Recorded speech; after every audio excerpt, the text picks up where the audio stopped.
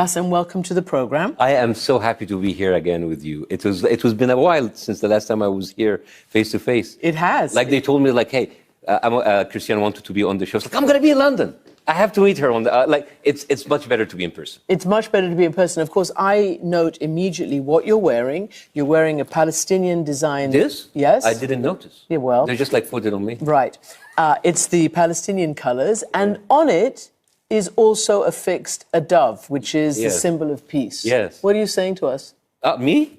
No, just like, in fact, it's like, I come to a country here in London and also in the States where people like having to, show their flags or show their clothes, they're deemed terrorists. So I said like, since when were colors and patterns were deemed terrorists? So I might try to wear it. Do you bring that up in your, have you been stopped on the street? No, not yet, because I didn't wear it on the street.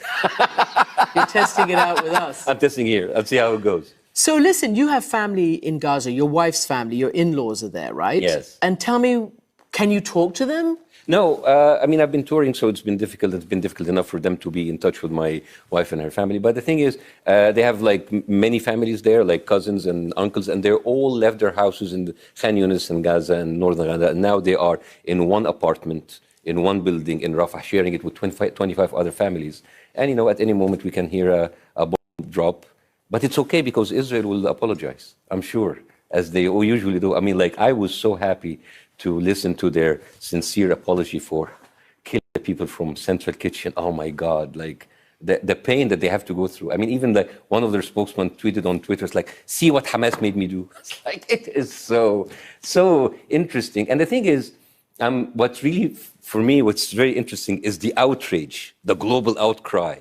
It's like, oh, how could you do that, Israel? But we forget James Miller, a British filmmaker that was also killed by Israeli snipers. We forget Tom Hartland, which he was like also a British activist who's killed in the head. We forget Shireen Abu Aqla, the American-Palestinian reporter. It's like every time it's like, oh, Hamas did it. Oh, we did it. Oh, we're so sorry. Let's continue.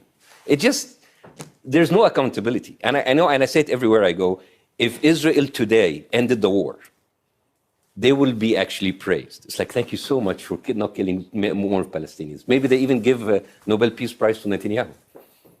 This will happen, this will actually happen. Israel will be praised. There will be absolutely no accountability of what they did in Gaza for the past 6 months. This is what pains me. It's not like at the ending of the war. It's like after the war. It's like nothing they have done. How do I react to you? How do I react to what you're saying and I want you to react to me as if we are both citizens of the world. Mm-hmm. Because, I did. That's why I said what you're doing and and your peace. And I want you for 1 second, like have an exercise, like step out of your anchor chair and look at the Western media as a viewer and see from the eye of a viewer the horrendous work that the Western media has done. Tell me. Because for months, the Western media went with the Israeli story. Decapitated babies, gang rape, all of this. And then we know about the Hannibal Directive. We know how the Israeli troops killed a lot of their own citizens. Not I'm saying that Hamas didn't do anything, of course. All of the decapitated baby stories were debunked. The story that Antony Blinken went in and talked about the Hamas fighters who killed and raped and cut limbs and then had breakfast, all of that was debunked. And then the Western media, not a single time, they said, we're sorry, we messed up. We led the whole world to believe these lies in order to justify the daily killing of Palestinians. And not a single person came out and retracted their lies. And not even said, like, we should even look at what we said and we apologize for it. This is the problem, And you're talking about sexual violence against what happened, but nobody's talking about sexual violence on Palestinian women every single day. Nobody is talking, like I remember 2016, where the whole media was up in arms about Russia interference in elections. Nobody's talking about how AIPAC is basically bragging about paying all of these politicians to win their elections. Nobody is talking about that. And I wonder, as someone who left the Middle East and came to the West with the promise of free expression, and to say whatever I want, and I come here and I say all of these red lines about not talking about Israel, because if we talk about Israel, if we talk about it, we're going to be suddenly called anti-Semitic. Do you think that still? I think that I notice, and certainly in the Western media, that the tone has changed quite a lot from the beginning, and there have been reports that have documented sexual aggression and assault against women, and the UN has come out and talked about it as well. Did they receive the same coverage, the same time? Did they retract all of their lies that they said about the Palestinians, about what happened? No.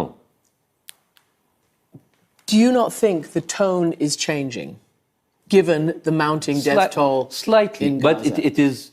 it is performative rage. Like the world leaders are so enraged about Israel killing the 7 workers. And, we talk about that, but I find that there's more rage about killing 7 foreign workers more than the rage about killing 30,000 Palestinians. I mean, look. Remember when we did say that? Remember when 30,000 was too much? Remember when 3,000 Palestinians was too much? Yeah. You know what happened? 3,000. Tomorrow, if 300,000 Palestinians killed, nobody will care. Nobody will care. Numbers don't mean anything Why anymore. do you think that is? Because they don't look at Palestinians as equal human beings. We spoke to Queen Rania on this program several times. In fact, she was actually the first leader to come out and talk about double standards. And her interview with us was incredibly widely seen. And she said, similar to you, that there is a double standard in the way Palestinian suffering has always been reported and continues to be reported. It is really hard to hear you say and hear others say that they don't look at us as people. Because they were deemed animals, terrorists, Hamas sympathizers. The thing is, Israel reminds me a lot with Trump. Remember when Trump was saying lie after lie, one atrocious thing after the other, and by the time people deal with this, he's already moved on, and people are like, all right, that's Donald Trump. Israel is doing the same. They're doing, remember when we were out all the rage about like babies killed in incubators, then baby killed of hungers, and then people killed in stampede, and then it's old news now. Remember when we were talking about, did Hamas or did Israel bomb the Al Ahli hospital, and since then, Israel bombed 36 hospitals? It's just they move too fast. And by the time you just like catch up and you corner them, it's like, well, I'm entitled. I mean, like, if you talk about it, you're anti-Semitic. I'm doing this to protect myself. Here's the thing. Every time Israel say like, Israel have the right to defend itself. Israel had the right to exist. And I would say like, Israel have the right to go F itself. That's your stand-up. It's not your stand-up. Your struggle is towards bringing people together. That's what I've noticed. And I want to ask you about a project that I read about, and I want to know if it's true. You've bought the rights to a book. The book happens to be called The Muslim and the Jew. It's translated in English. It's written by a German author. And it tells the story of a group of Egyptians and Arabs who lived in Berlin, basically, and saved hundreds of Jews from the Holocaust. Yes. Tell me about the story and why you want to do this. This is a story that I bought the right to a year ago, even before October 7th. And after October 7th, I actually bought the lifetime rights, not just the option for 2 years. And it's called The Muslim and Jew in Germany. It was translated to an English book called Anna and Dr. Helmi. And it talks about Dr. Helmi, an Egyptian doctor who lived in Berlin under Nazi Germany. And he formed a group of underground network with other Arabs and saved 300 Jews from the Holocaust. And I think it's a great story because the Holocaust is a human story, not just a Jewish story, and definitely not an Israeli story. And I think this is a way to show that in the end of the day, we are people and we have so much in common, and we should not use human tragedies. We should use excuses of different ethnicities in order to inflict the same pain that was done upon us on other people, especially if those people had nothing to do with that tragedy. And I want to show that, like, even before the establishment of Israel, Arabs and Jews in Germany lived a life of harmony and cohabitation, and they were even closer together than the German Christians.